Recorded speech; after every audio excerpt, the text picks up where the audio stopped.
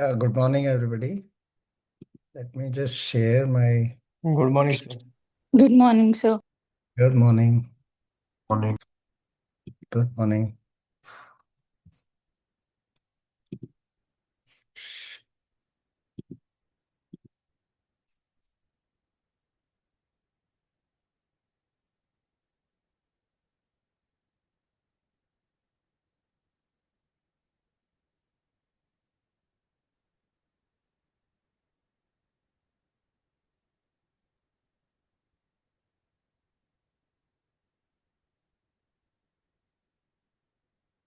Mhm.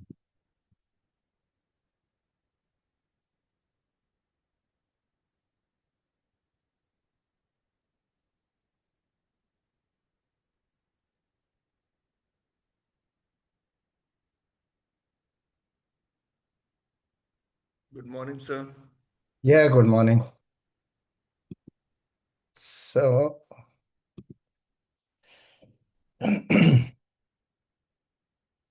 can I start? Yes, Yes, sir. sir. Please. Thank you, sir. Okay, thanks a lot. So, we are going to be talking about diversity, equity, and inclusion today, and what's the role of DEI and ensuring that an organization does well, they prosper, and how they can have one upmanship by embracing diversity. So let's see.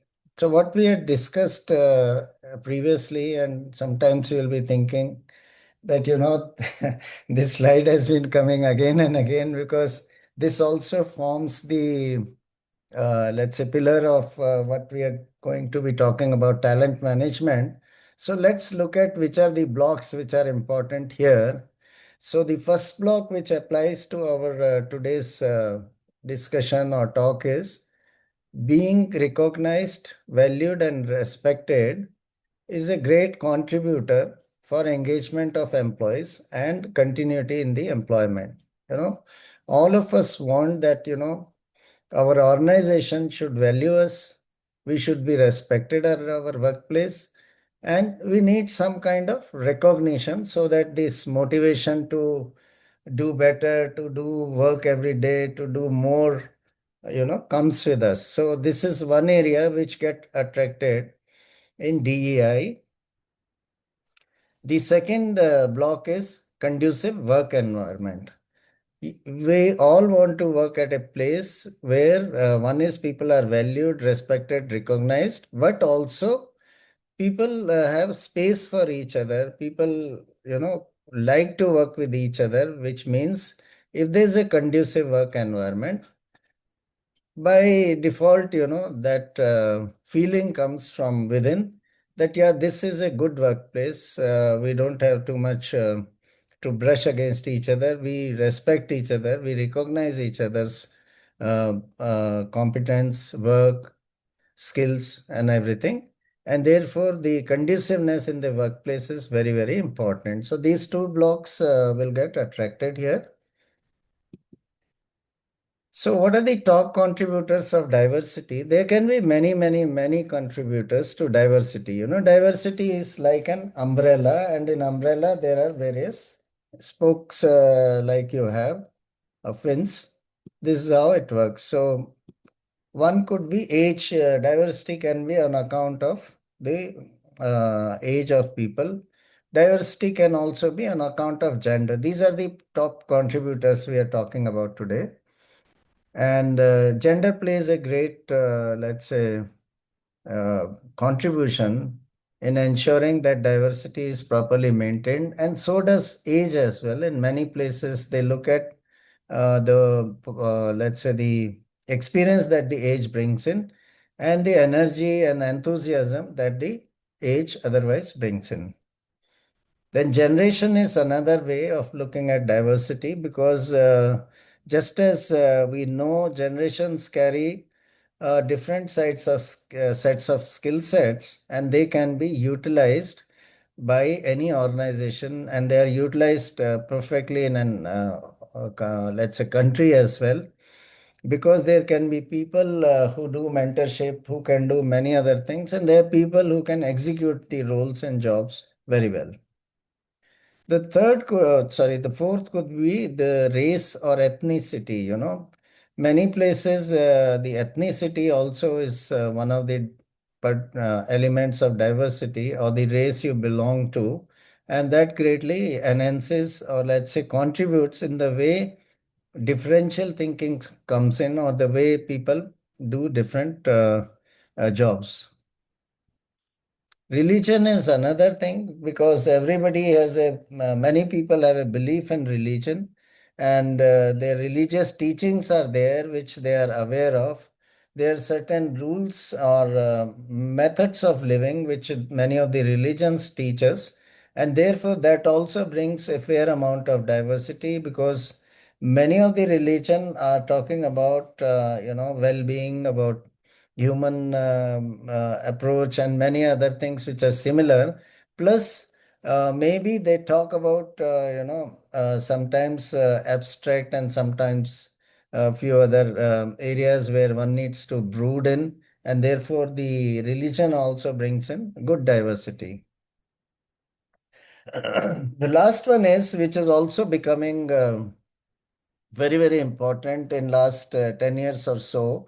It has taken the main stage in terms of representation and other things, which is the sexual orientation, and what we call as LGBTQ plus, and so on. So everybody needs a space in this world, and then if people are available with different sets of skills, they also have a different way of thinking. They also have a different orientation towards others. And therefore, this is also slowly picking up and an important element of diversity. Specifically, I mean, the society is accepting it. The organizations are pretty much inclined towards it, and therefore they think that yes, it can also bring in some advantages to us if this kind of diversity is also encouraged.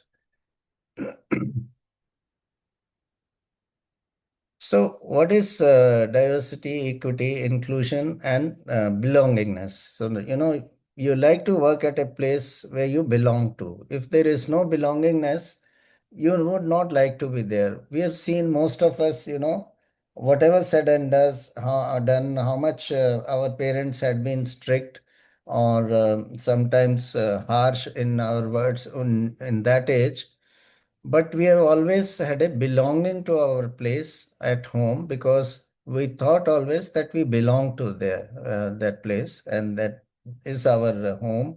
And even when you grow up, you still go back with your parents, grandparents, try to spend time with them, or at least visit them, because you think that is the belonging, feeling that you have. So diversity, equity, inclusion, and belonging. So what is diversity here mean? That means who all are represented inside the room. That means that are we ensuring that we have different sets of people?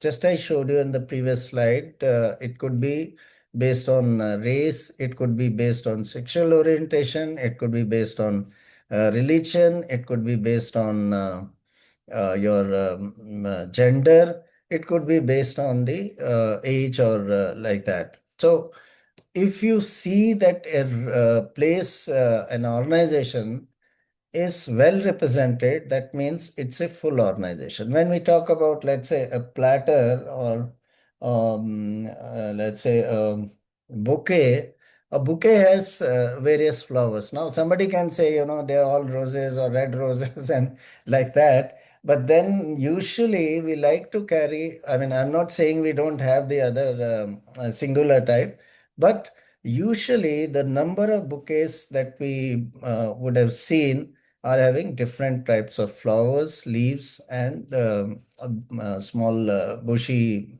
plant extracts over there. So the real test of diversity would be, if you're sitting in a meeting room, who all are represented inside the room. Now, it is not necessary that for the sake of bringing diversity, we need to have somebody who does not have any knowledge or any contribution to that particular meeting.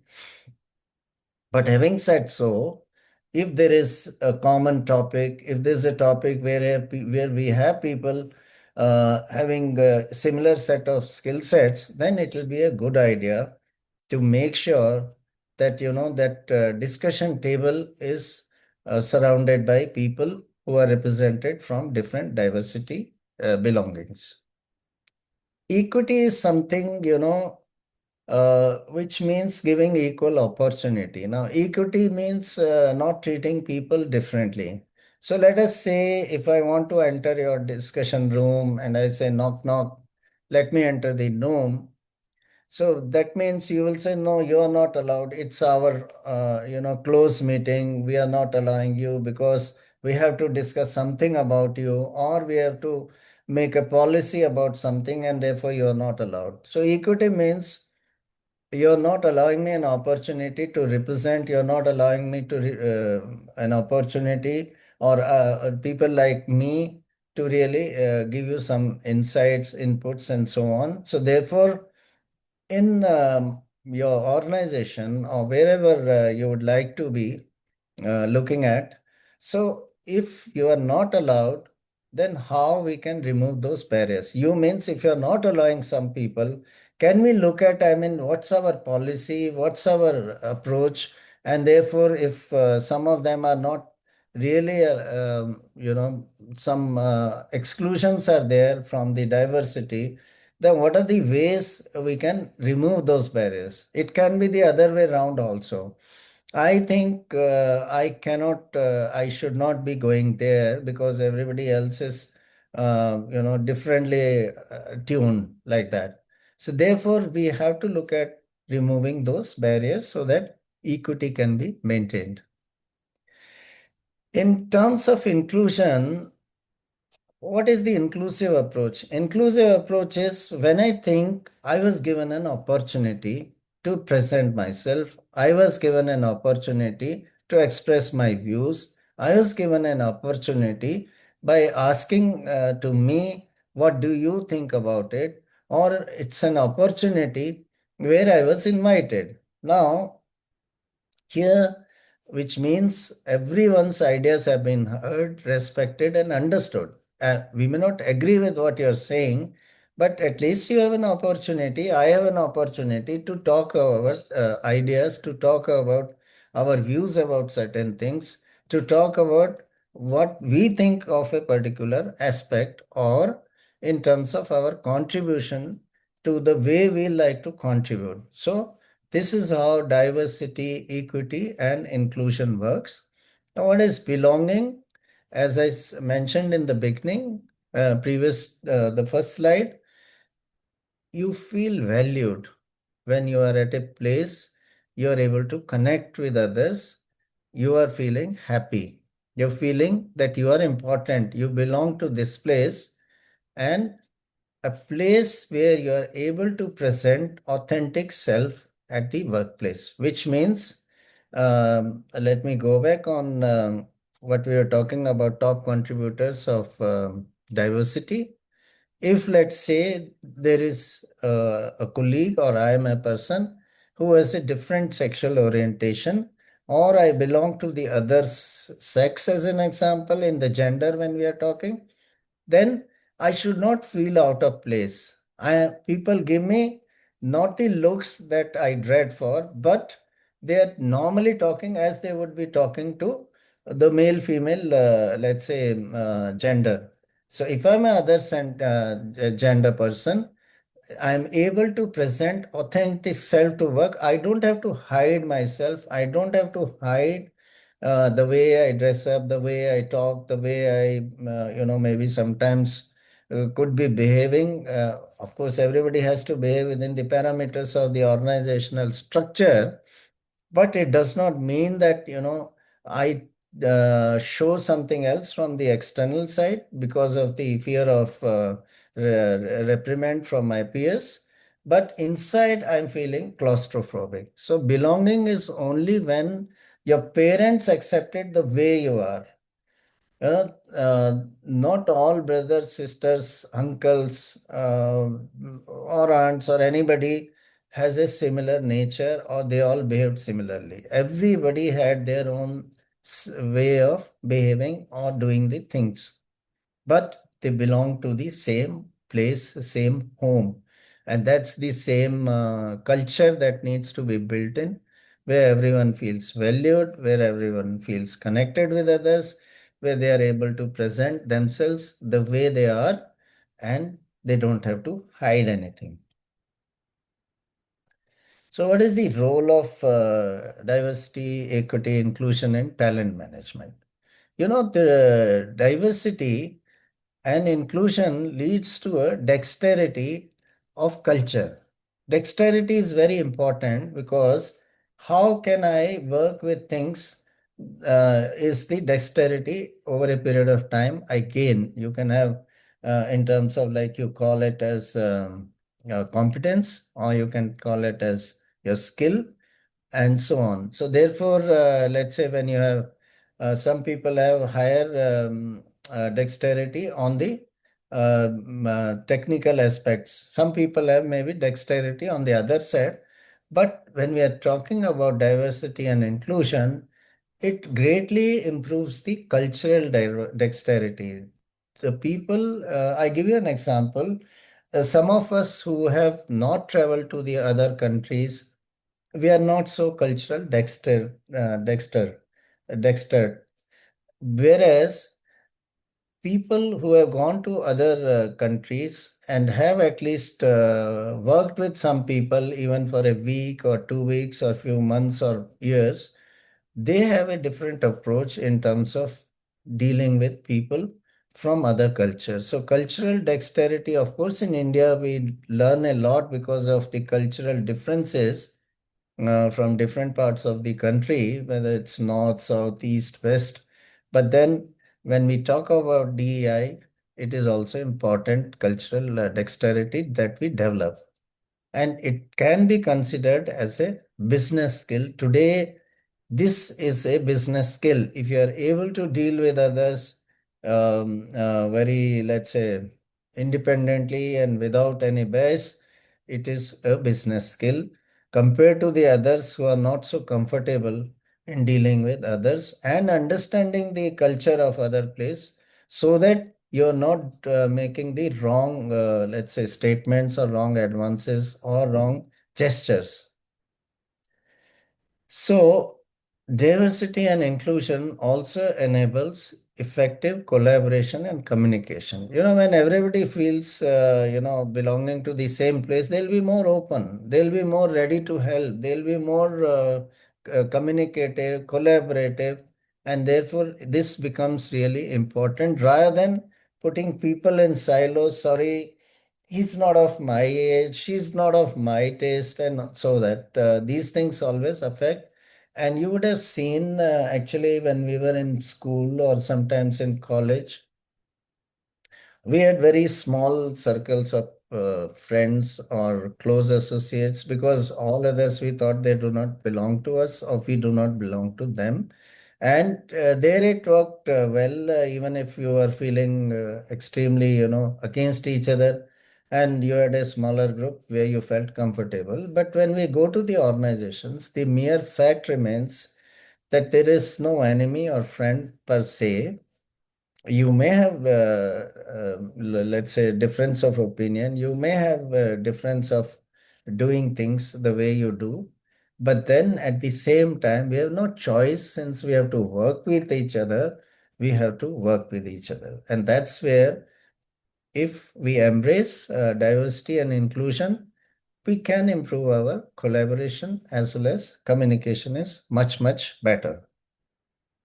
Cultural dexterity also leads to stronger, more agile organizations, and it also helps in a company to identify the talent potential. If you look at the olden times when the diversity was very, very less or almost zero, now you could identify your talent only from one pool, which means all males company as an example. In engineering colleges, there was no, let's say, diversity. And then slowly some infusion of, let's say, women gender took place. And therefore, the company could look at which are the skill sets, which X has and which Y has, and a common set of skill sets and additional skill sets, and who's a better talent, who has a potential higher than the other, and therefore it is broadening the way a company can identify the talent potential. Then another portion, some of the points where role of diversity, equity, and inclusion is there.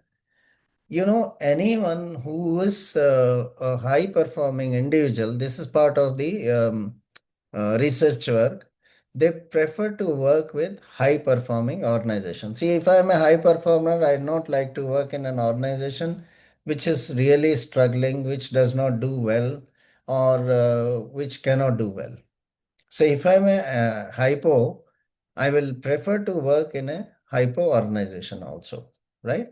Now, what happens here is you need to evaluate organizations. So many of the hypos also look at the commitment of the organization to DEI as well as inclusion. And this sometimes becomes an important dimension in evaluating the organization while making a career decision. Now, let us say if you are going for a campus recruitment, and in case in the process of campus hires, you make a presentation either of your pitch of your organization, or later during the interview or discussions, the student asks you, so what's your approach towards DEI? What's your percentage of employment of women, percentage of employment of diverse age groups? And let us say from how much do you respect LGBTQ, and what kind of opportunities you have given. And even let's say some people may ask, what do you do with persons with disabilities? Do you engage them, and what percentage are you engaging? So these are all the questions which sometimes can be a deciding factor for an individual whether this organization has a linear thinking, or this organization has a open thinking, or this is an organization where I think they are very, very narrow in their approach, or is this an organization which gives opportunity to everybody else.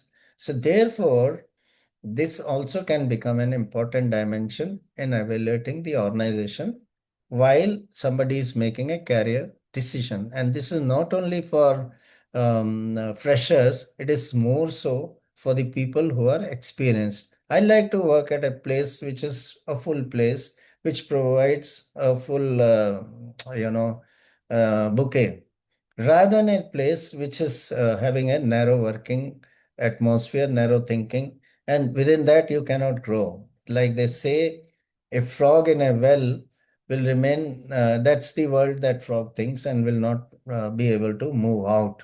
Whereas the frog in some other bigger pond knows what's the dimension of being in a bigger pond. So some of the token diversity programs which started in the past, because this is where the pressure was coming on the organization. This is why how the thinkers were giving pressure by writing various articles, doing some research work. So initially, what were the token diversity programs? They have turned into strategic business imperative today, because organizations have reaped the advantages from resulting from what they thought is a something that they need to do to fit in, or to complete the, let's say, uh, SOP sent by their corporate office. But they found that there is much more value into it, and therefore this has turned into their strategic business imperative. Now, as an organization, you need to effectively manage your talent, which is why we are talking right now about this. So while you are managing your talent, you need to embed diversity and inclusion to attract, groom, and retain leaders to lead the organization in future. I'll tell you why.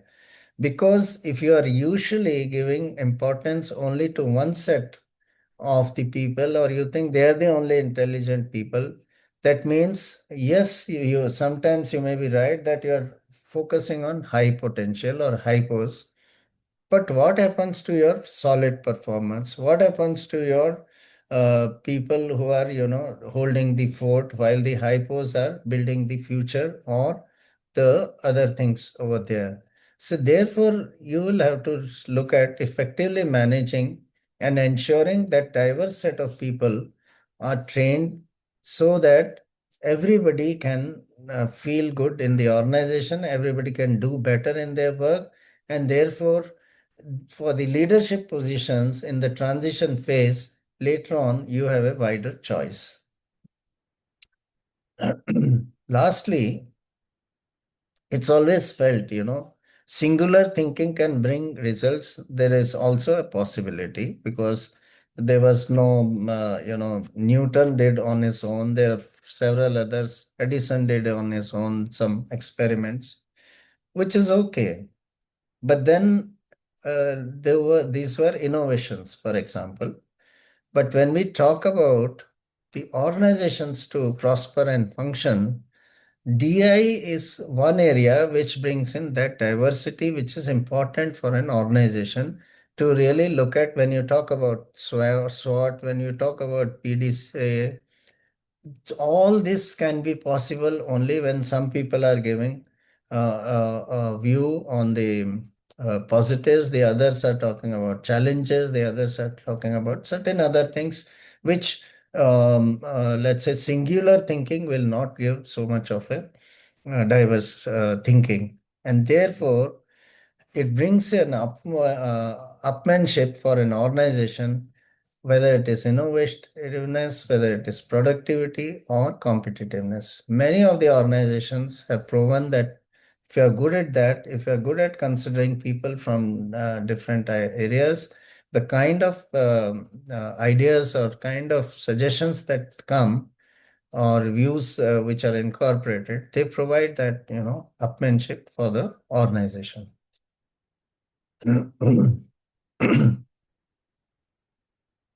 So let us look at how is diversity a talent management issue,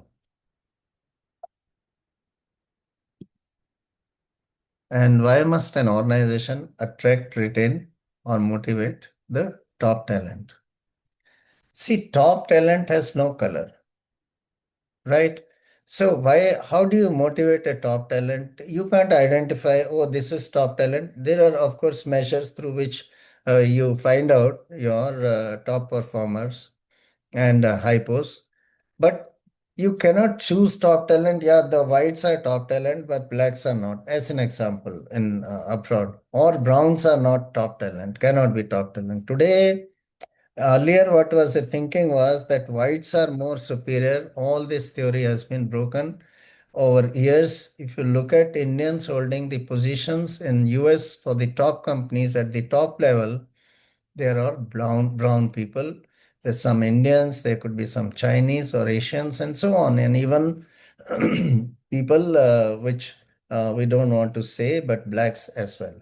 Even in when you look at the entertainment industry, you have people from different, let's say, ethnicities or different areas that they belong to, whether you're in India, you're in another country. So clearly, the topmost our thing is that the top talent has no color. In fact, top talent has no gender as well. If that being so, you won't have, ladies at the helm of the affairs, whether it is a country which has a, let's say, prime minister or somebody who's a president or whatever, or in a corporate, the head of the Indra Nuis and all those people wouldn't have been there.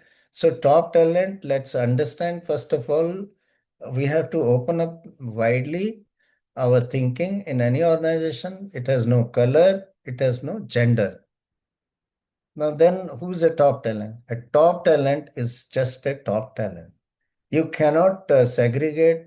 you cannot put them into bracket that these kind of people are always the top talent. No, it's not so.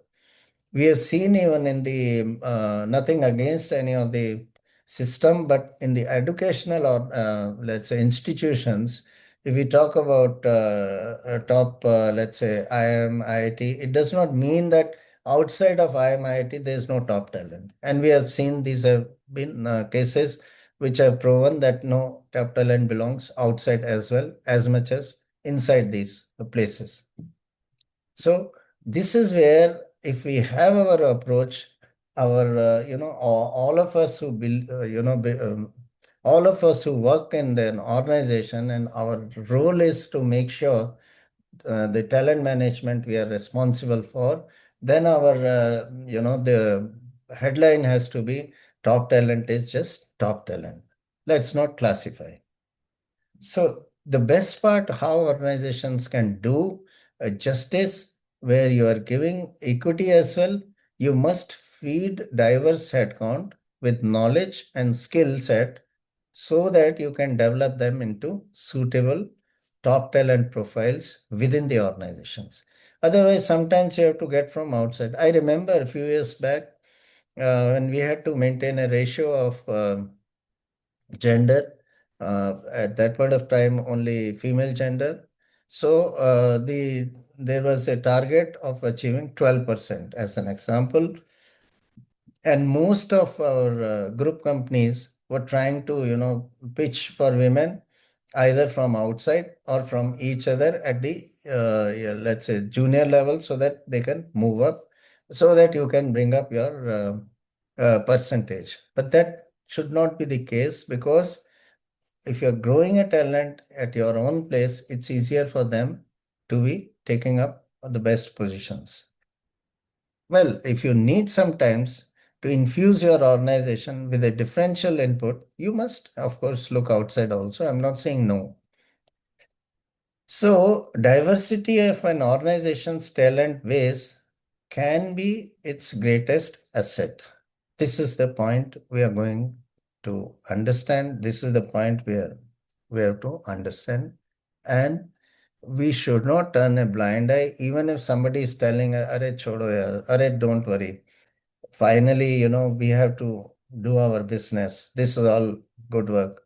No, unless you sincerely believe in something, you will not reap the benefits. Let's say you plant a tree for a fruit tree, but you don't take good care of that tree, sapling or whatever, seed or sapling and the tree once it is growing. Obviously, you'll not get the best result. You'll say, Arey, yaar, somebody told me this gives very nice fruit. But did you put manure in it? Did you water it properly? Did you prune it properly? And all that is important. So if you're not doing all that and then you think you will reap the results, no, it won't come. So yes, there is hard work. There is, lot of toiling happening, but then it happens in the right way. What is the role of leaders in improving the DAI culture? At any place, something which is which was initially offbeat, let's say, which is becoming a way of life today, we still are toying with this idea of how much and how much and in which way. So therefore, it's a cultural shift over a period of time. Today, I'm not sure because as I read and I see on the media and other places, honestly, I mean, you may have a different opinion and we can discuss sometime later after another 10 minutes or so. Most of us still have a problem when we find somebody with a different orientation, let's say LGBTQI plus. Now, where is the problem? The problem starts because the society had a different way of dealing with people like this or dealing with individuals like this. Society did not approve. At least I'm talking of Indian society. Now, therefore, when you come across somebody like this, you are not so comfortable. and the other person is also not so comfortable. Now, assume if you have a person, or you have, let's say, 4 or 5 persons working in your organization, and in a meeting, you are outnumbered and you are somebody different than them, and they are belonging to that LGBTQ plus. Now, you feel extremely inconvenient in having the discussion many times. Now, this is where there is a role which leaders have to play in improving the DI culture. Now, if I don't feel so comfortable with a lot of women in the room, I as a man being outnumbered, and therefore I think my voice is not being heard, now that's a different approach I have to think about. So therefore, what is the role of leaders in improving the DI culture? The first thing that we need to do is, which are our blind spots that identification should happen. There's several spots individually we have. There's several as an organization we have, but we try to ignore them. We kind of ignore them.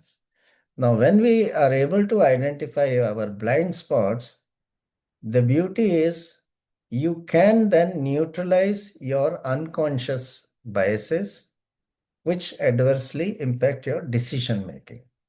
So I may have an unconscious bias towards an age.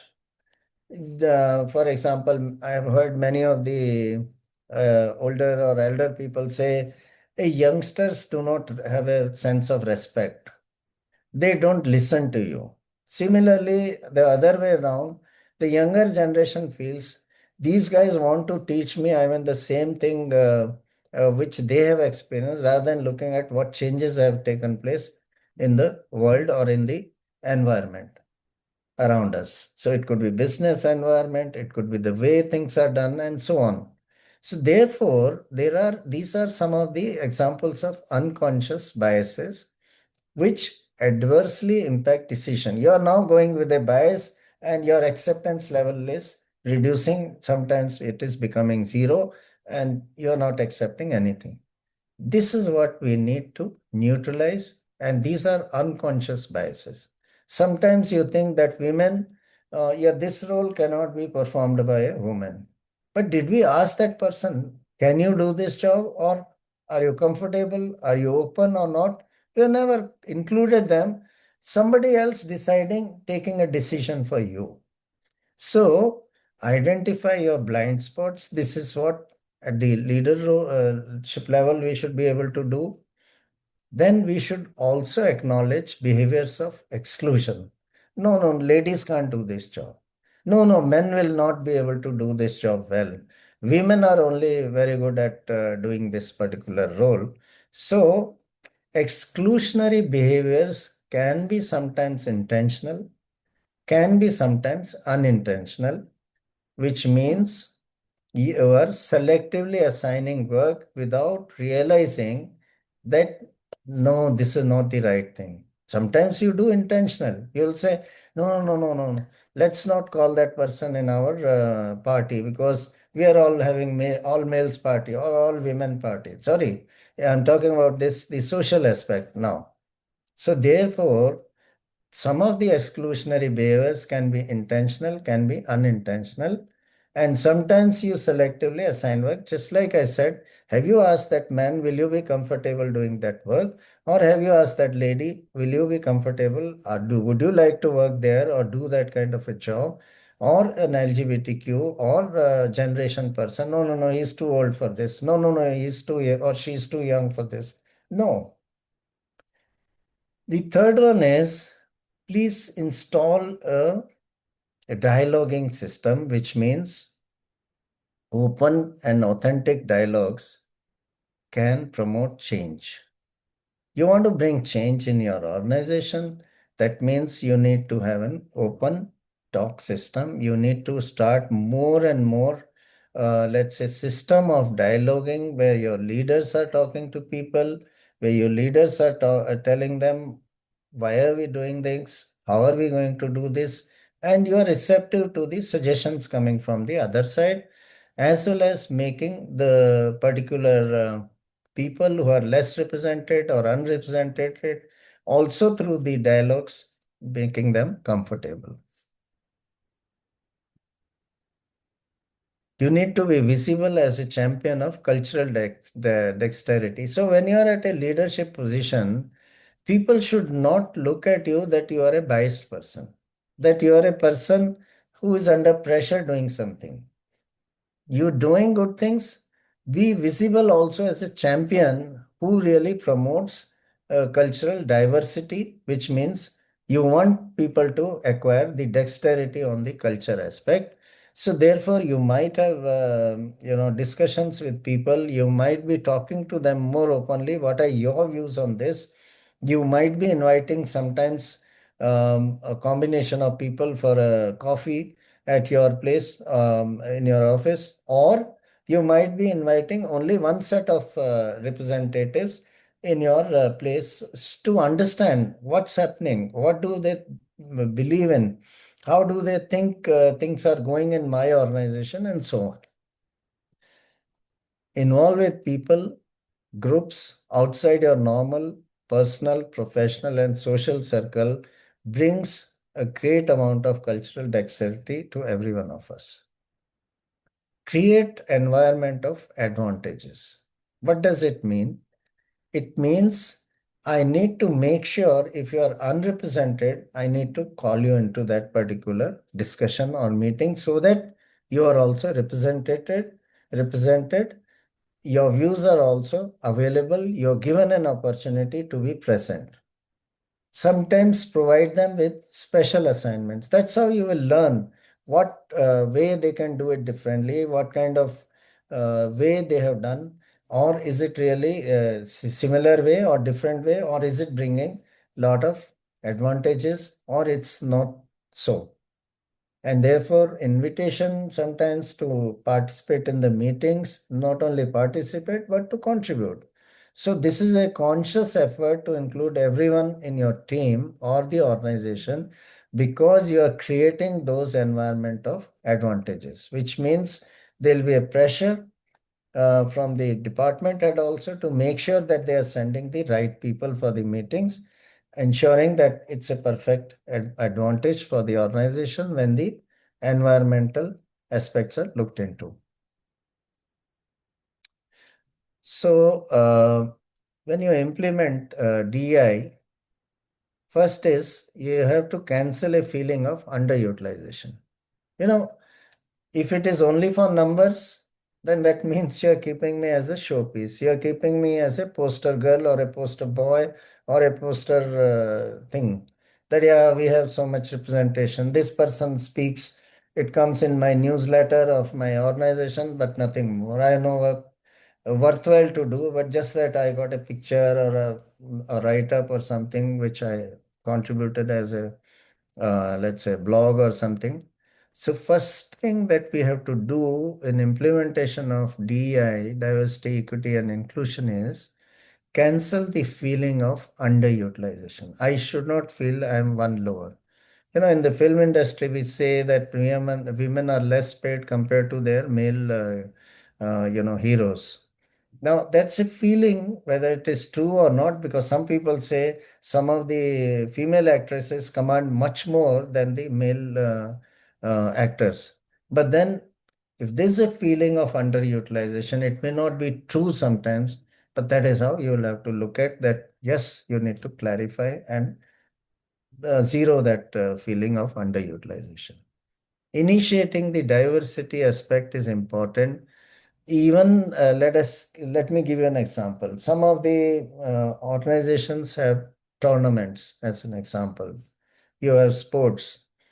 Now, let us say when we talk about the professional sport, then it'll be men, women, and like that. But in an organization, like you celebrate your annual day or something, if you have an annual sports, you may have an inclusion of everybody in that. And you don't know who's doing better than the other, rather than having single team. So this is another way of looking at it, how I'm involving my people. Level the playing field. First of all, unless I level the playing field, which means if you have barriers, or you have conditions, then it's not a level playing field. So first is to level the playing field. Flexibility will also enhance productivity. If you're flexible sometimes to the needs of certain representative groups, it'll also enhance your productivity. There's nothing bad sometimes if you have to look at that. You have to create a critical mass. You can't count on 1%, 2%. No, the desired result not coming, the defined result not coming. Unless you have a critical mass, you cannot see the outcome of the advantages. And finally, the advantage of creating a critical mass is also that it gives you a let's say, pool of people from where you can choose for, let's say, our other positions for putting them into either vertical transition or horizontal transition. And then finally, it becomes important that mentoring opportunities are available. Sometimes I may be lost, sometimes I don't know how I should be doing things, although you have a dialogue system and all, but that is something which is common. But mentoring means as an individual, I can be mentored. So many organizations have mentoring programs for women, for youngsters, and so on. And similarly, it can be offered to any diverse, let's say, population. Of course, important aspect is there has to be ongoing career development. Otherwise, an employee does not have a motivation to work at a place. Establish and support culture networks. It will be a good idea if there are networks who are working, or let's say there are groups who are doing things where involvement is there outside of the strict working aspects. But other than that, many things that you do, sometimes you do voluntary service, sometimes other activities you do. So if you have that kind of an approach or that kind of atmosphere, must establish and support those networks which are culturally represented. Finally, it's important that I say something, but if I do something else, the belief system is shattered. And therefore, if there is a consistency in my words, the same consistency to what I say is built in the policy, and the same consistency stays in the practices that we perform, then the belief system gets into, and then you have done a very sound DEI system. Then people have faith in you, they have belief in you, and they want to work their life out of anything for that organization. So, and this is the role of leaders. There has to be consistency. What you're saying, let's say you're making a talk, you're doing a town hall meeting or whatever announcement, or you're giving an interview, that's your words. So if your words, your policies and practices, everything joins in, then the faith is more in the organization. What is the role in talent management of DEI? The first element is that productivity improves. There's always, culture which improves. Many, many years back, when for the first time in the manufacturing in India, I'm talking, in manufacturing, especially the shop floor, when women were brought into the production line, initially people had some amount of hesitation, and they were hesitant because they were all men, boys, and so on. But initial inhibition later on turned into a very good culture, and people started behaving more responsibly.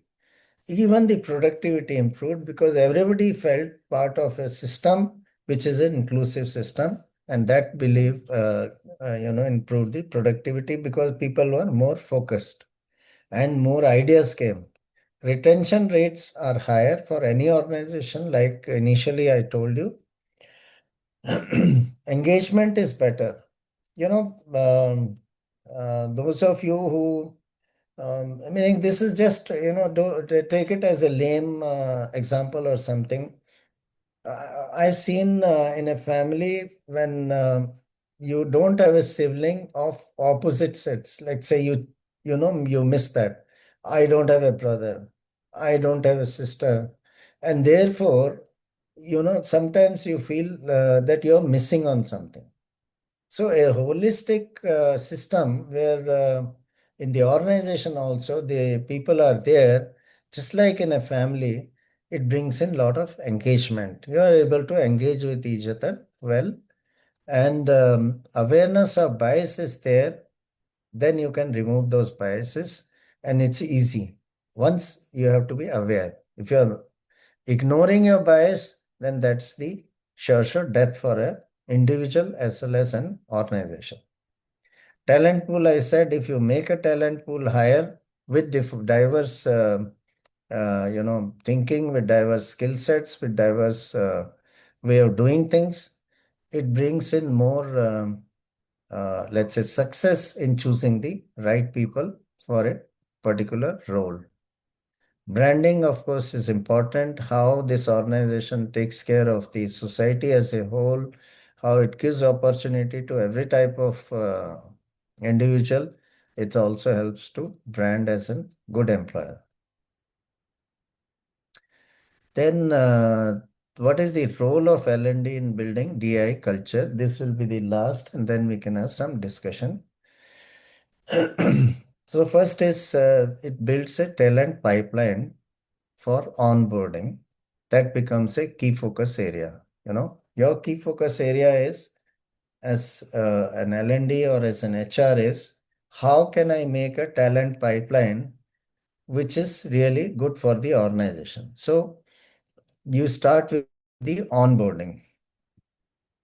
If onboarding is good for somebody, then the person starts feeling that, yes, I'm also belonging. They have accepted me, and it's my turn to give back to the organization. Similarly, so here, if you are building also that DEI into your onboarding process while making your talent pipeline, it really helps in the long run an organization, and therefore this would be one of your key focus area.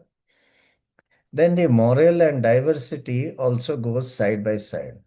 If I know you are inclined towards one set of people and you have negative feelings towards other set of people, my morale will be always low working in the organization. Or you're, let's say, giving priority to some set of people rather than others.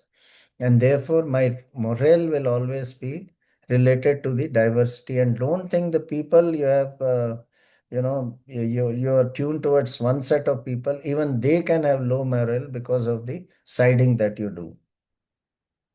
The third is career pathing, which means keeping momentum. That means career pathing is available for everyone, whether you're of X or Y or Z and so on.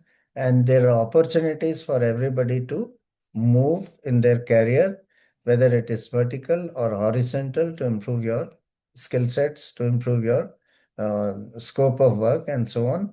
And therefore, this keeps everyone engaged. Leadership programs are important for people to know why it is important, for people to learn how they can deal with different cultures, different type of individuals, and therefore it's the role of the L&D to build such leadership programs where people value that kind of a diversity, where they get that skill set that they just their blind spots can be reduced, where acceptability can be more, and so on. Anything that you do as an HR and L&D function has to result into fostering a collaboration approach.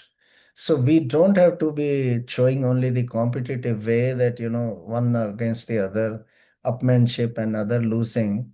But when we talk about, let's say, win-win situation, that only brings in collaboration. And therefore, the programs that you do, the activities that you do, the kind of, let's say, opportunities you provide to people in for working on projects, it should be really also linking with collaboration and improving, or let's say, harnessing collaboration. And the last important element would be all that you do, all the initiatives, all the actions, all the activities, all the projects or training or learning opportunities that you do, finally, you should be able to measure what is the impact coming, what did we do, and what is the outcome. So therefore, one is the enabler and another is measurement. Measurement tells you whether your actions are in the right direction, whether your tools and processes are giving the result that you need, or you need to modify, or you need to see where it is really failing. I think that's about all, and we'll close here, and I'm open for taking any questions that you have.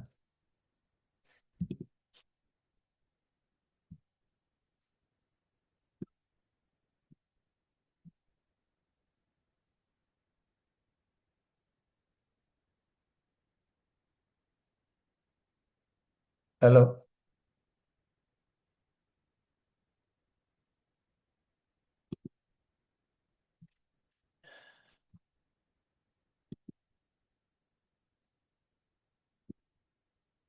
Do I have the audience or not? Sir, you are audible, but your screen is hung, sir. The screen I brought down now. Oh, you want? Sorry, you want it again? No, sir, it's okay, sir. I stopped, so I had said any other point of view or question, or you want to say something. So I just want to allocate next 5 minutes for that.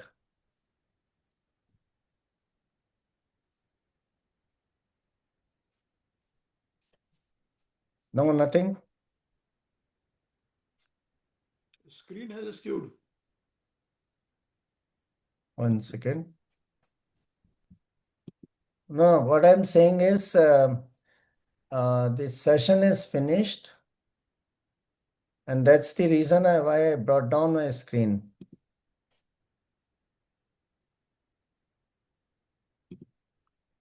I stopped sharing the PowerPoint. That's what I'm saying. I finished actually. So if you have anything which you want to contribute or you want to say or ask, you're free to do so now.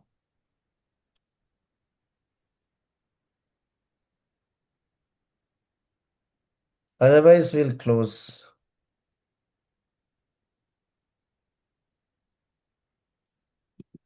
Is it fine? Can we close now? Yes, sir. Okay. sir. Thank you. Thank you, sir. Have a nice day. Bye, all of you. Thank you, sir. Bye. Thank you. Have a good day. Thank you. See you next week. Bye.